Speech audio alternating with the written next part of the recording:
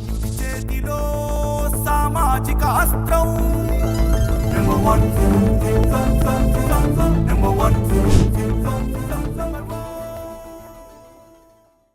Welcome to number 1 news. This is Shravani.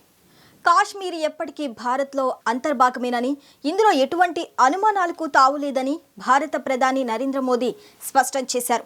Pakistan Kashmir విషయంలో జోక్యం చేసుకోవటం మానివేయాలని, అంతేకాదు పాక్ ఆక్రమిత కాశ్మీర్ను ఖాళీ చేసి భారత్కు అప్పగించాల్సిందేనని ప్రధాని మోదీ ఖరాఖండిగా తేల్చి చెప్పేశారు.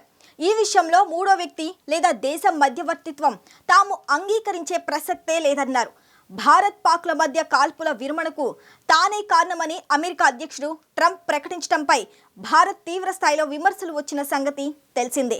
భారత్ పాక్ మధ్య కాల్పుల విరమణ ఒప్పందం జరిగితే రెండు దేశాలు సంయుక్తంగా ప్రకటన చేయాలి, కానీ మూడో వ్యక్తి అయిన ట్రంప్ ఎలా చేస్తాడని భారత్లో ప్రతిపక్షాలు, ప్రజల నుంచి పెద్ద ఎత్తున విమర్శలు రావడంతో భారత్ ప్రభుత్వం ఈ మేరకు వివరణ ఇచ్చింది. కాశ్మీర్ అంశంలో మూడవ దేశ ప్రమేయాన్ని సహించబోమని చెప్పింది.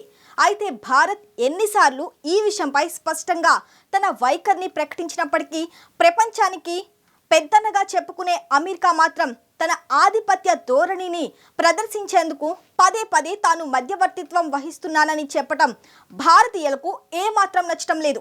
పైకి భారత్ తమకు అత్యంత మిత్ర దేశమని చెప్తున్నప్పటికీ అమెరికా తన కుటిల బుద్ధిని భారత్ పాక్ యుద్ధం విషయంలో బయటపెట్టింది. తాము ఎవరి పక్షం వహించబోమని తొలుత చెప్పిన అమెరికా పాకిస్తాన్ లొంగిపోవాల్సిన పరిస్థితి ఏర్పడేసరికి కాల్పుల విరమణకు ప్రతిపాదనలను పంపింది. అంతేకాదు పాకిస్తాన్కు IMF ద్వారా ఆర్థిక సాయం కూడా చేసింది. కాశ్మీర్ విషయంలో భారత్ పాక్ల మధ్య శాంతి దూతగా ఉంటానని చెప్పడం అమెరికా ద్వంద్వ ప్రమాణాలకు నిదర్శనం. పాక్లో ఉగ్రవాదం పెరగడానికి ప్రధాన కారణం అమెరికా, బ్రిటన్లని పాకిస్తాన్ నాయకులు స్పష్టంగా ప్రకటించారు. అంతేకాదు తాము అగ్ర రాజ్యాలను నమ్మి బలిపశువులయ్యామని పాక్ నాయకులు వాపోయారు. ఆది నుంచి అమెరికా పాకిస్తాన్ వైపే ఉంటూ భారత్ పై పక్షపాత ధోరణిని చూపిస్తూనే ఉంది. భారత్ ఎప్పటికీ నమ్మదగ్గ దేశాల్లో ప్రథమ స్థానం రష్యాది, రెండో స్థానం ఇజ్రాయేలు.